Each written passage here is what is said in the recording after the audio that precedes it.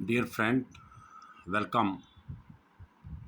IBPS ने nationalise bank जो कि इसमें पार्टिसिपेट कर रहे हैं 11 हैं क्लरिकल के लिए पोस्ट निकाली हैं, वैकेंसीज हैं। और ये वैकेंसीज 2024 और 25 के लिए है, जिसका प्रोसेस जो है वो इसी साल 2023 में कंप्लीट हो जाएगा।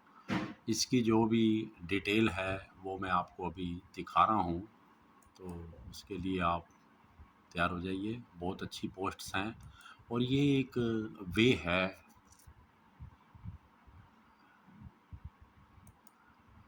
उसका रास्ता है उस बैंक के चेयरमैन पोस्ट तक पहुंचने का। इवन अदर फाइनेंशियल इंस्टीट्यूशन और बैंकिंग में अगर आप एंटर करना चाहते हैं टॉप पोस्ट पर, चेयरमैन, एमडी, तो आप जा सकते हैं रिजर्व बैंक, क्योंकि ये सीढ़ी है, पहली सीढ़ी है क्लरिकल की। इससे ही आपको आगे अफसर बनना है, प्रमोशन मिलेंगी और आगे आप बढ़ते जाएंगे। तो आओ हम इसकी डिटेल देखते हैं। तो साथियों, इसका जो मेन इम्पोर्टेंट पॉइंट्स हैं वो मैं आपको दिखाऊंगा। इसमें टोटल जो पार्टिसिपेटिंग बैंक हैं वो 11 हैं। Bank of Baroda, Canara bank, Indian overseas bank, UCO bank, bank of India, central bank of India, Punjab national bank, union bank of India, bank of Maharashtra, Indian bank and Punjab and Sindh bank. Okay sir. और इसको application भरने के लिए जो date है online 1 जुलाई 2023 से लेके 21 जुलाई 2023, 21 days दिए गए हैं। और ऐसे ही जो इसकी पेमेंट है वो भी सेम डेट है, 21/7 तक आप इस पे फीस पे कर सकते हैं। और इसके लिए प्री एग्जामिनेशन ट्रेनिंग भी है, वो स्पेसिफिक कुछ कैटेगरीज हैं उनके लिए है, वो मैं आपको आगे दिखाऊंगा। जो इसमें अपीयर होना चाहें वो इसको यस कर सकते हैं। और उसका जो कॉल लेटर है डाउनलोड होगा अगस्त 2023 में, और उसकी जो ट्रेनिंग भी है 2023 में होगा। ओके। और इसके पूरे इंडिया में डिफरेंट सेंटर्स हैं, वहाँ पर होगा। उसकी मैं डिटेल अभी आपको दिखाऊंगा। और ये उन्होंने नीचे कंडीशन भी दिया, वो भी मैं दिखा दूंगा।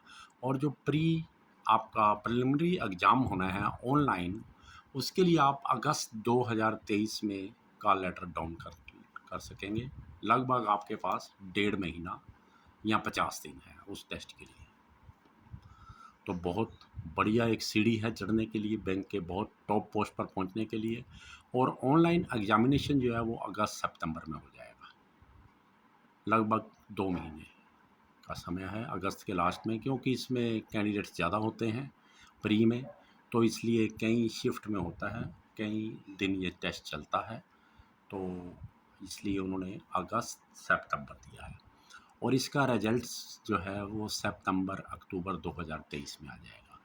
और जो इसमें क्वालिफाई करेंगे वो आगे कॉल लेटर डाउनलोड कर सकते हैं मेन एग्ज़ाम के लिए, वो भी सितंबर अक्टूबर 2023 में हो जाएगा। और ऑनलाइन मेन एग्ज़ाम अक्टूबर 2023 में हो जाएगा। क्योंकि बैंकिंग में क्लरिकल जॉब के लिए इंटरव्यू नहीं होता, तो इसलिए यही 2 स्टेप हैं, प्री और मेन। तो इसकी तैयारी करिए और बैंक में आ जाइए। और प्रोविजनल अलॉटमेंट जो है वो अप्रैल 2024 में होगी, क्योंकि इसमें 11 पार्टिसिपेटिंग बैंक है। आपकी मेरिट के अनुसार जो मेन आपका पेपर होना है उसके ऊपर मेरिट बनती है। और आपकी जो उसमें मेरिट में जहाँ पर आपका नंबर है और जिस बैंक में आपने प्रेफरेंस दी है उसके अकॉर्डिंगली आपको जो भी बैंक सेट बैठेगा वो उस स्टेट में दे दीजिएगा, क्योंकि आप एक स्टेट में ही अप्लाई कर सकते हैं। और इसके लिए इन्होंने एक नीचे नोट दिया है कि जो प्री एग्जामिनेशन टेस्ट है वो तभी होगा अगर पॉसिबल होगा और सेफ होगा। वैसे आजकल ठीक चल रहा है, ये कोविड से ये स्टार्ट हुआ था, पहले तो हर बार होता था, ये वर्ड यूज करना शुरू कर दिया जब कोविड आया था, तो कोरोना। तो अब तो ठीक है, तो ऑलमोस्ट पूरे चांसेस हैं कि ये टेस्ट कंडक्ट होगा। इसके साथ ही उन्होंने लिख दिया है, since recruitment in clerical cadre in public sector banks is done on state UT wise, union territory wise basis. तो आपको जिस भी स्टेट में या यूनियन टेरिटरी में सर्विस करनी है, जहां आप जिस स्टेट में लगना चाहते हैं उसके लिए आपको प्रेफरेंस देना पड़ेगा। और आपको सेंटर भी उसी स्टेट या यूटी में भरना पड़ेगा, वहीं आपको पोस्टिंग मिलेगी, वही उस बैंक की उसी में से जो भी ब्रांचेस हैं उनमें से आपको मिलेगी। तो ये ध्यान से आपने देख लेना किस स्टेट किस यूनियन टेरिटरी में आप सर्विस करना चाहते हैं। ओके। और उसके ऊपर एक और कंडीशन उन्होंने लगाई है कि अगर कहीं किसी स्टेट में ज़्यादा लोग अप्लाई कर देते हैं लेकिन सेंटर कम है, तो आईबीपीएस उनका टेस्ट किसी दूसरे स्टेट में भी ले सकता है, परंतु उनकी जो पोस्टिंग या स्टेट एलोकेट होगा वो वही होगा जो उन्होंने एप्लीकेशन में भरा है। टेस्ट दूसरी स्टेट में भी वो ले सकते हैं। तो ये उन्होंने बिल्कुल क्लियर कर दिया है। तो आप इसके लिए बिल्कुल तैयार रहिए। तो जल्दी से भर दीजिए, क्योंकि आपको फिर अगर आप जल्दी से भरेंगे, इन अर्ली डेज में भरेंगे, तो आपको वो स्टेट की जो भी सेंटर है वो मिल जाएगा। और एज का जो है वो very important point, minimum 20 year और मैक्सिमम 28 ईयर।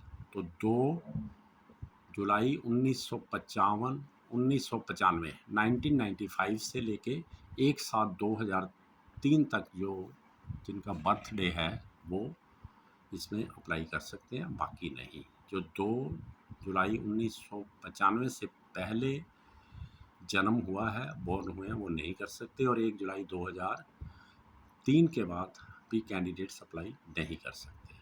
और इसमें रिलैक्सेशन जो एज में है वो एज पर government of India instructions, SC ST के लिए 5 साल, OBC के लिए 3 इयर्स। तो ये जो भी गवर्नमेंट की इंस्ट्रक्शंस हैं उसके अनुसार ये पूरी रिजर्वेशन एज इट इज़ आपको मिलेगी। तो आप अपनी जिस कैटेगरी में आप अप्लाई करना चाहते हैं, रिजर्व के लिए या जनरल के लिए, वो आपने देखना है, भर दीजिए। और एजुकेशनल क्वालिफिकेशन, ए डिग्री ग्रेजुएशन किसी भी डिसिप्लिन में हो, BA हैं, आप BSc हैं, BE है, MBBS हैं, लॉ ग्रेजुएट है, B.Ed है, B.Tech है, BE हैं, कोई भी ग्रेजुएशन जो आपने की हुई है या इक्वलेंट टू ग्रेजुएशन जो गवर्नमेंट ऑफ इंडिया और सेंट्रल गवर्नमेंट की तरफ से जो भी उसके इक्वलेंट क्वालिफिकेशन है, उसको आप अप्लाई, आपके पास वो होनी चाहिए।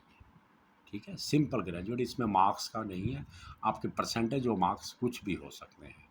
और आपको इसके साथ हर स्टेट की एक ऑफिशियल लैंग्वेज है, वो आपको आनी चाहिए, रीड राइट एंड स्पीक। और आपको वो स्टेट का दिखाना होगा कि आपको आती है। Proficiency in the official language of state UT, candidate should know how to read write and speak the official language of the state UT for which vacancies a candidate wishes to apply is preferable. तो ये आपको ध्यान रख लेना है। मैंने अभी ये चेक की थी सारी लिस्ट, तो इंग्लिश और हिंदी पूरे देश के हर स्टेट और हर यूनियन टेरिटरी के लिए। उसके अलावा कुछ स्टेट्स, जो स्टेट हैं उनकी जो रीजनल लैंग्वेज है वो भी हैं, आपको अगर आती है तो कर सकते हैं। अगर आप हिंदी या इंग्लिश आती है तो आप पूरे कंट्री में कहीं भी किसी भी स्टेट में अप्लाई कर सकते हैं। ये दोनों लैंग्वेज पूरे स्टेट्स में है। और इसके अलावा जो एक्स सर्विस मैन है हमारे फौजी भाई, आर्मी से, एयरफोर्स या नेवी से, अगर वो मैट्रिक पास है और उनके पास जो है who have obtained the Army Special Certificate of Education or corresponding certificate in the Navy or Air Force after having completed not less than 15 years of service in the armed forces of the Union, mean Army, Navy और Air Force। इसके अलावा दूसरी नहीं चलेगी। अगर आप BSF में हैं, ITBP में है, वो इसमें कंसीडर नहीं है। उन्होंने क्लियर कर दिया, arm forces of the union as on 21/7/2023। Such certificate should be dated on or before 21/7/2023। जो इसकी लास्ट डेट है 21 जुलाई अप्लाई करने की लास्ट डेट है, उस डेट तक आपके पास ये होना चाहिए। और जो भी गवर्नमेंट की तरफ से है, और क्रेडिट हिस्ट्री, ये एक नया एक इशू कुछ देश से चल रहा है कुछ सालों से, जब हम लोग करते थे, क्योंकि मैं भी स्टेट बैंक ऑफ इंडिया से एज ए मैनेजर रिटायर हूँ, तो हमारे टाइम में ऐसा नहीं होता था। मैं भी क्लरिकल से एंटर किया था और मैनेजर स्केल 3 के रैंक पे पहुँच के और आजकल ये वैकेंसीज़ वगैरह रिटायरमेंट के बाद मैं भर रहा हूँ, अप्लाई कर, मतलब इसमें देता रहता हूँ। और मैथमेटिक्स की असाइनमेंट और मोटिवेशनल लेक्चर देता रहता हूँ, वो आप देख सकते हैं। तो आपका सिबिल स्कोर 650 होना चाहिए और उससे अबाउ। इसके अलावा उन्होंने कह दिया कि इन केस, कई बार ऐसा होता है, क्योंकि बैंक में जब मैंने जॉब की है कई बार गलती से कोई एंटर कर देता है या किसी कारण आपका पैन या उसमें या किसी एनी टेक्निकली और एनी एरर, अगर आपका सिब्बल में नंबर ख़राब हो जाते हैं तो आपको उस बैंक लेंडर बैंक से एनओसी देना पड़ेगा भी इनके नाम पे कोई आउटस्टैंडिंग नहीं है। और इसके अलावा उन्होंने दिया है कि candidate with no bank account shall not be required to produce the CIBIL status. CIBIL score requirement is not a precondition to apply. ये प्री कंडीशन अप्लाई के लिए नहीं है, तो आप निश्चिंत होकर भरिए। तो अगर आपका सिबिल ठीक है, आपने कहीं से लोन नहीं लिया और आपके अगेंस्ट कोई देनदारी नहीं है, तो आपको एनओसी भी मिल जाएगा उस बैंक से, कोई चिंता नहीं है, बैंक बड़े आराम से दे देते हैं। और application fee and intimation charges 175 रुपया है inclusive of GST for SC ST PWBD ex serviceman candidate. Other के लिए 850 रुपये है। और इस बैंक ट्रांजैक्शन के ऊपर अगर कोई चार्जेस लेता है वो बैंक, तो कैंडिडेट को देने पड़ेंगे। अब हम मेन आ जाते हैं स्ट्रक्चर ऑफ एग्जामिनेशन। 2 टायर में टेस्ट है, पहला प्रिलिमिनरी है, प्री जिसको बोलते हैं, ठीक है। और ये 1 घंटे का टेस्ट है, 20-20 मिनट के 3 आपके सेपरेटली टाइम इनके लिए फिक्स होगा। 20 मिनट के बाद वो स्क्रीन बंद हो जाती है, नया टेस्ट शुरू हो जाता है। हमारे टाइम में ओपन टाइम होता था 1 घंटे का, आप जो मर्जी पहले कर लें, किसी में टाइम ज़्यादा लगा लें, किसी में कम लगा लें, लेकिन इसमें सेपरेटली टाइम है। अब चेंज हो गया, टाइम टू टाइम चेंज होती रहती हैं। इसमें 3 है, इंग्लिश लैंग्वेज बहुत ईजी, न्यूमेरिकल एबिलिटी और रीजनिंग एबिलिटी। जो ग्रेजुएट है वो आराम से इनको अटेंड कर सकता है, थोड़ा सा सिंसियर होके और पूरे अच्छी तरह से मॉक टेस्ट आप डेली करिए और इसको आप क्वालिफाई कर सकते हैं, कोई मुश्किल नहीं है। और इंग्लिश में 30 क्वेश्चन आएंगे और 30 नंबर होंगे मैक्सिमम मार्क्स और 20 मिनट। न्यूमेरिकल एबिलिटी जिसमें मैथमेटिक्स का आ सकते हैं, बहुत छोटे लेवल का होता है, बहुत टफ नहीं होता। 35 क्वेश्चन 35 मैक्सिमम मार्क्स।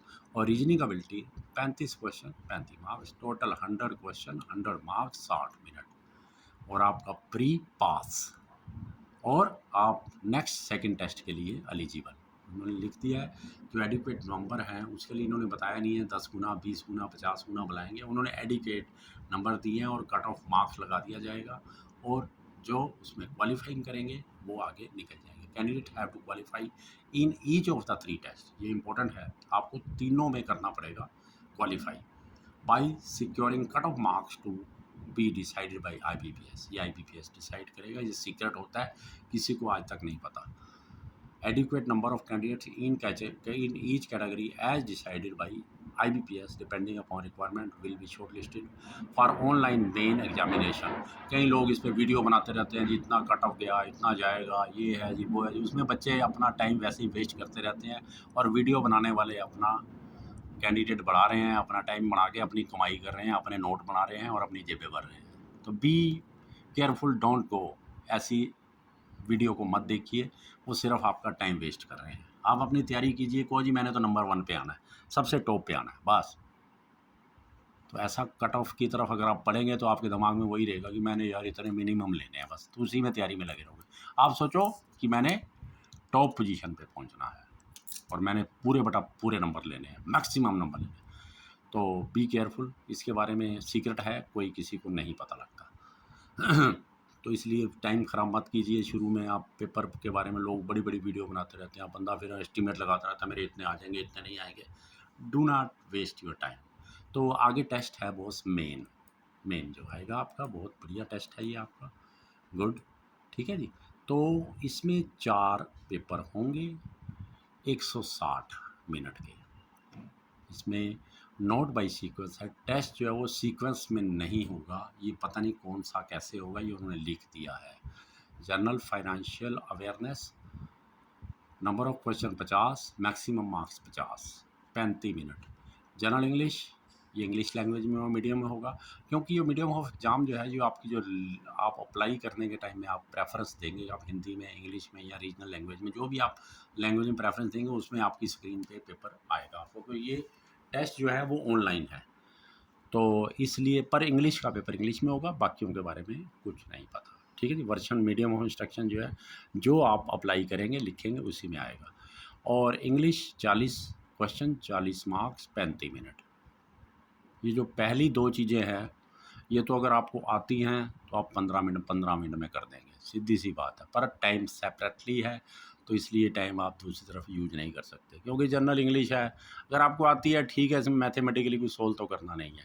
और जनरल अब थर्ड पेपर है reasoning ability and computer aptitude, इसमें 50 क्वेश्चन हैं और 60 मैक्सिमम मार्क्स हैं। इसको ज़्यादा इंपॉर्टेंस दी गई है क्योंकि इसमें मार्क्स ज़्यादा रखे गए हैं और 45 मिनट दिए गए हैं। और ऐसे क्वांटिटेटिव एप्टीट्यूड है, उसमें 50 क्वेश्चन, 50 मार्क्स और 45 मिनट दिए गए हैं। 45 मिनट बहुत होते हैं, ठीक है। Total number of question 190, total maximum marks 200 और टोटल टाइम 160। इसके लिए अगर वो कहते हैं कि इसके पैटर्न में कुछ चेंज होता है, इट्स मीन वो कर सकते हैं पर करते नहीं हैं।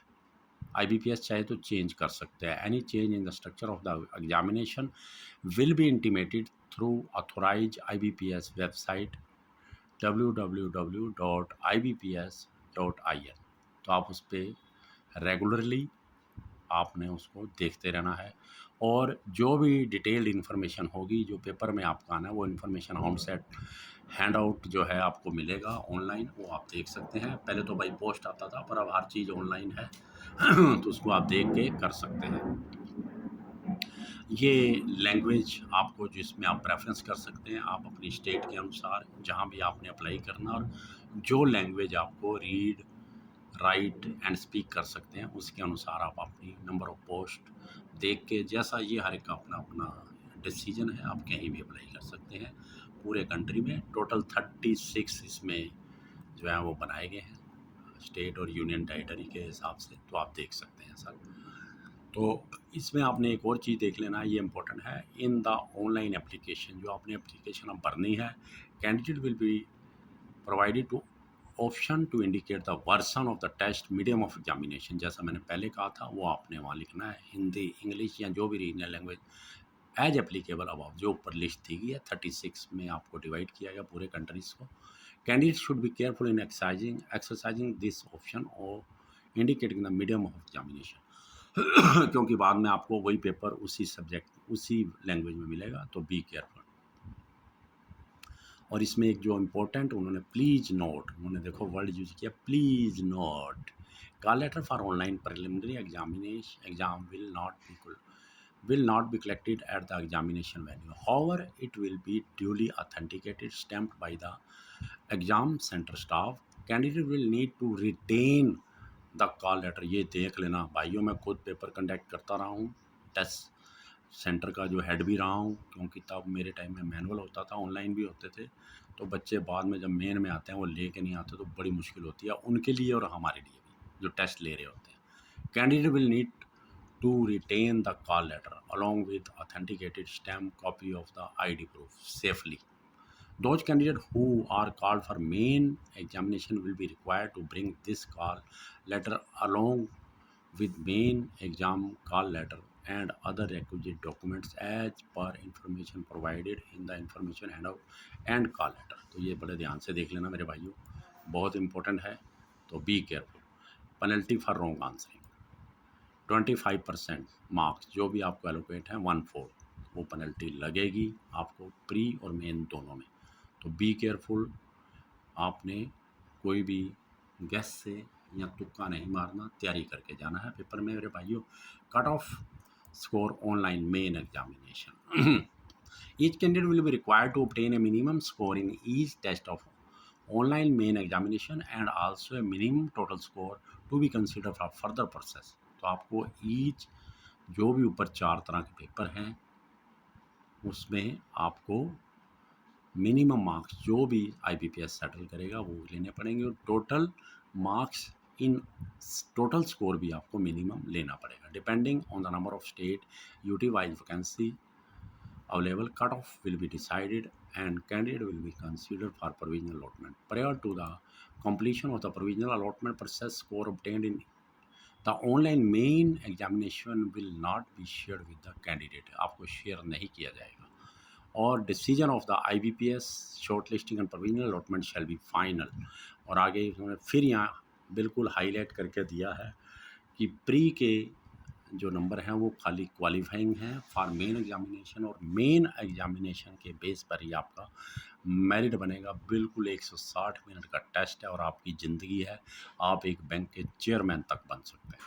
तो तैयारी कर लीजिए मेरे भाइयों, बहुत ही अच्छा है। और ये लास्ट पॉइंट मैं आपसे डिस्कस करूँगा, जो प्री ट्रेनिंग के सेंटर हैं, ये SC, ST, OBC, minority communities, ex serviceman और पर्सन विद बेंचमार्क डिसएबिलिटी, और ये सेंटर दिए हुए हैं पूरे देश में। तो ये आप देख सकते हैं। माय बेस्ट विशेस, भरिए, बैंक में आइए और एक बहुत अच्छा करियर करियर को लेके अपना लाइफ सक्सेस कीजिए। My best wishes. अगर आपको ये मेरी वीडियो अच्छी लगी हो तो इसको जो नीडी पर्सन है उनके साथ ज़रूर शेयर कर देना। कई बार बच्चे कहीं रह जाते हैं अप्लाई करने से, उनकी इन्फॉर्मेशन नहीं मिल पाती उनको। और आप इसको सब्सक्राइब भी कर देना। आपका बहुत बहुत धन्यवाद वॉच करने का।